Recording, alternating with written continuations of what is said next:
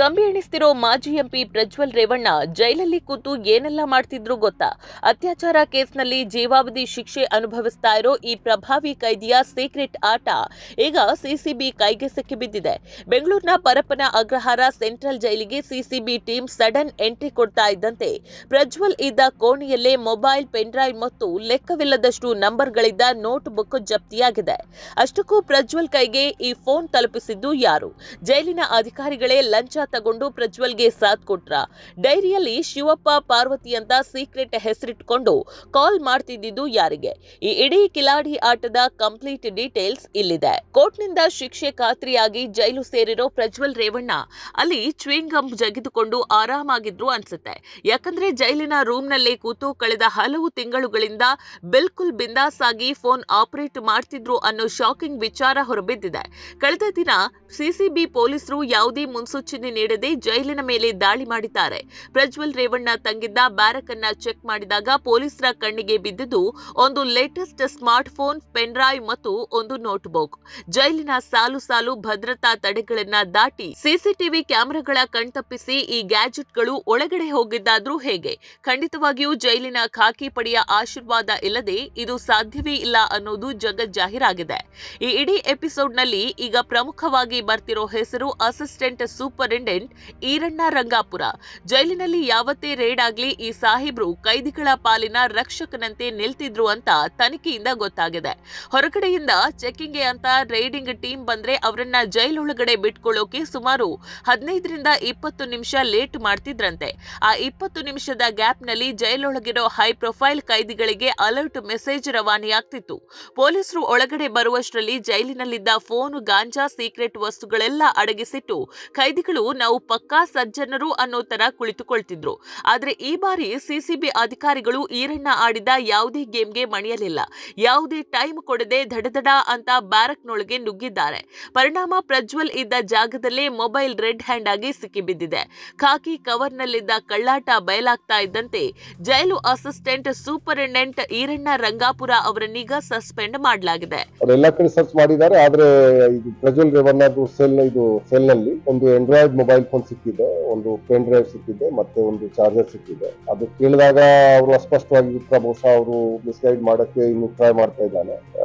ಈಗ ನಾವು ಇದು ಗೊತ್ತಾಯ್ತು ಅವನು ಯೂಸ್ ಮಾಡ್ತಾ ಇದ್ದಾನೆ. ಸೊ ಆ ಭಾಗದಲ್ಲಿ ಇರುವಂತಹ ಯಾರು ಅಸಿಸ್ಟೆಂಟ್ ಸೂಪರಿಂಟೆಂಡೆಂಟ್ ಅಲ್ಲಿ ಇನ್ಚಾರ್ಜ್ ಇದ್ರು ಅವನಿಗೆ ನಾವು ಸಸ್ಪೆಂಡ್ ಮಾಡಿದ್ವಿ. ಇನ್ನು ಸಿಸಿಬಿ ಅಧಿಕಾರಿಗಳಿಗೆ ಪ್ರಜ್ವಲ್ ಬ್ಯಾರಕ್ ನಲ್ಲಿ ಸಿಕ್ಕ ಆ ನೋಟ್ ಬುಕ್ ಇದೆಯಲ್ಲ, ಅದು ನಿಜಕ್ಕೂ ರೋಚಕವಾಗಿದೆ. ಆ ಬುಕ್ ಪೂರ್ತಿ ಸುಮಾರು 30ಕ್ಕೂ ಹೆಚ್ಚು ಮೊಬೈಲ್ ನಂಬರ್ಗಳನ್ನ ಬರೆದಿಡಲಾಗಿತ್ತು. ಯಾರಾದ್ರೂ ತಪಾಸಣೆ ಮಾಡಿದ್ರೆ ಅನುಮಾನ ಬರಬಾರದು ಅಂತ ಪ್ರಜ್ವಲ್ ರೇವಣ್ಣ ಪಕ್ಕಾ ಪ್ಲಾನ್ ಮಾಡಿದ್ರು. ತಮ್ಮ ತಾಯಿಯ ಫೋನ್ ನಂಬರ್ ಅನ್ನ ಪಾರ್ವತಿ ಅಂತಲೂ, ತಂದೆಯ ನಂಬರ್ ಅನ್ನ ಶಿವಪ್ಪ ಅಂತಲೂ ಕೋಡ್ ವರ್ಡ್ ನಲ್ಲಿ ನಮೂದಿಸಿದ್ರು. ಜೊತೆಗೆ ಅವರ ಆಪ್ತ ಸ್ನೇಹಿತೆಯ ನಂಬರ್ ಕೂಡ ಆ ಡೈರಿಯಲ್ಲಿ ಪತ್ತೆಯಾಗಿದೆ. ಹೊರಗಿರೋ ಯಾರ್ಯಾರ ಜೊತೆ ನಿತ್ಯ ಸಂಪರ್ಕದಲ್ಲಿರಬೇಕು, ಏನೇನ್ ಮೆಸೇಜ್ ಪಾಸ್ ಮಾಡಬೇಕು ಅನ್ನೋದಕ್ಕೆ ಈ ಸೀಕ್ರೆಟ್ ಡೈರಿಯನ್ನೇ ಗೈಡ್ ಆಗಿ ಬಳಸ್ತಿದ್ರು ಅನ್ನೋದು ಈಗ ಸಾಬೀತಾಗಿದೆ. ಸಿಕ್ಕಿಬಿದ್ದ ಫೋನ್ ಅನ್ಲಾಕ್ ಮಾಡೋಕೆ ಸಿಸಿಬಿ ಅಧಿಕಾರಿಗಳು ಪಾಸ್ವರ್ಡ್ ಕೇಳಿದ್ರೆ ಪ್ರಜ್ವಲ್ ರೇವಣ್ಣ ಮಾತ್ರ ಜಾರಿಕೊಳ್ಳೋ ಕೆಲಸ ಮಾಡಿದ್ದಾರೆ. ಸದ್ಯಕ್ಕಂತೂ ಪಾಸ್ವರ್ಡ್ ಕೊಡೋಕೆ ಅವರು ಒಪ್ಪಿಲ್ಲ. ಅಷ್ಟೇ ಅಲ್ಲ, ಅಯ್ಯೋ ಆ ಫೋನ್ ನಂದೇ ಅಲ್ಲ ಸರ್, ನನ್ನ ಕೋಣೆಗೆ ಅದು ಹೆಂಗ್ ಬಂತು ಅಂತಾನೂ ನಂಗೆ ಗೊತ್ತಿಲ್ಲ ಅಂತ ಪ್ರಜ್ವಲ್ ಡ್ರಾಮಾ ಮಾಡ್ತಿದ್ದಾರಂತೆ. ಆದ್ರೆ ಬ್ಯಾರಕ್ ನಲ್ಲಿ ಸಿಕ್ಕಿರೋ ಡೈರಿಯಲ್ಲಿರೋ ನಂಬರ್ಗಳು ಮತ್ತೆ ಪ್ರಜ್ವಲ್ ಬರೆದಿಟ್ಟಿರೋ ಹ್ಯಾಂಡ್ ರೈಟಿಂಗ್ ಅವರ ಬುಡಕ್ಕೆ ನೀರು ತಂದಿಟ್ಟಿದೆ. ಹಿರಿಯ ಯಾವ್ದು ಪ್ರಶ್ನೆ ಇಲ್ಲ. ಅವ್ರ ಪಾತ್ರ ಇದ್ರೆ ಅವ್ರ ತಲೆದಂಡ ಹಾಗೆ ಆಗುತ್ತೆ. ಸ್ಪಷ್ಟವಾದಂತ ಸಂದೇಶ ತಮ್ಮ ಮುಖಾಂತರ ರವಾನೆ ಮಾಡ್ತಾ ಇದ್ದೀನಿ. ಯಾವ ಅಧಿಕಾರಿಗಳು ಕೂಡ ನನ್ನ ಅವಧಿನಲ್ಲಿ ಪ್ರೊಟೆಕ್ಷನ್ ಸಿಗೋದಿಲ್ಲ.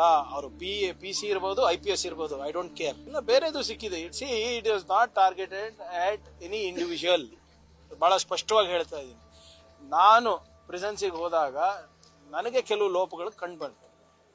ಅದು ಸರಿನಾ ಇಲ್ಲ ಅಂತ ನೋಡ್ಲಿಕ್ಕೆ ನಾನು ಒಂದು ತನಿಖಾ ತಂಡನ ರಚನೆ ಮಾಡಿ ನಾನು ಕಳಿಸಿದ್ದೆ. It has nothing to do with Prajwal Revanna or anybody else. ಆ ವ್ಯವಸ್ಥೆ ಏನಿದೆ ಅದು ನಡೆಸೋ ಜವಾಬ್ದಾರಿ ನಂದಿದೆ. ಅದರಲ್ಲಿ ಲೋಪಗಳು ಏನಿದೆ ನಾನು ಕಣ್ಣಾರೆ ನೋಡಿದಾಗ ಅದು ಸರಿನಾ ಇಲ್ಲ ಅಂತ ತಿಳ್ಕೊಳ್ಳಕ್ಕೆ ನಾನು ನಾವು ರೇಡ್ ಮಾಡಿದ್ವಿ. ಸದ್ಯಕ್ಕೆ ಎಲ್ಲ ಎಲೆಕ್ಟ್ರಾನಿಕ್ ವಸ್ತುಗಳನ್ನ ವಶಕ್ಕೆ ಪಡೆದಿರೋ ಎಲೆಕ್ಟ್ರಾನಿಕ್ ಸಿಟಿ ಠಾಣೆಯ ಪೊಲೀಸರು ಪ್ರಕರಣದ ಆಳ ಅಗಲವನ್ನ ತನಿಖೆಯಲ್ಲಿ ಮುಂದುವರೆಸಿದ್ದಾರೆ. ಜೈಲಿನಲ್ಲಿದ್ದುಕೊಂಡೇ ಪ್ರಭಾವ ಬಳಸಿ ಮೊಬೈಲ್ ಆಪರೇಟ್ ಮಾಡೋ ಇಂತಹ ಕೈದಿಗಳು ಹಾಗೂ ಅವರಿಗೆ ಸಾಥ್ ಕೊಡೋ ಭ್ರಷ್ಟ ಅಧಿಕಾರಿಗಳ ಬಗ್ಗೆ ನಿಮ್ಮ ಅನಿಸಿಕೆ ಏನು? ಅವರೇ ಹೇಳಿದ್ದಾರೆ, ಅವ್ರದೇ ಸರ್ಕಾರ ಇದೆ, ಅವರೇ ಏನ್ ಬೇಕೋ ತನಿಖೆ ಮಾಡ್ಕೊಳ್ಳಿ. ಬರಲ್ಲ ಸರ್. ಪ್ರಜ್ವಲ್ ರೇವಣ್ಣ ಅವರ ಈ ಶಿವಪ್ಪ ಪಾರ್ವತಿ ಕೋಡ್ ವರ್ಡ್ ಆಟದ ಬಗ್ಗೆ ಏನಂತೀರಾ? ಕೆಳಗೆ ಕಮೆಂಟ್ ಮಾಡಿ ತಿಳಿಸಿ. ಇಂತಹದ್ದೇ ಎಕ್ಸ್ಕ್ಲೂಸಿವ್ ಸುದ್ದಿಗಳಿಗಾಗಿ ತಕ್ಷಣ ನಮ್ಮ ಚಾನೆಲ್ನ ಲೈಕ್ ಮಾಡಿ, ಶೇರ್ ಮಾಡಿ ಹಾಗೂ ಸಬ್ಸ್ಕ್ರೈಬ್ ಮಾಡಿ. ಧನ್ಯವಾದ.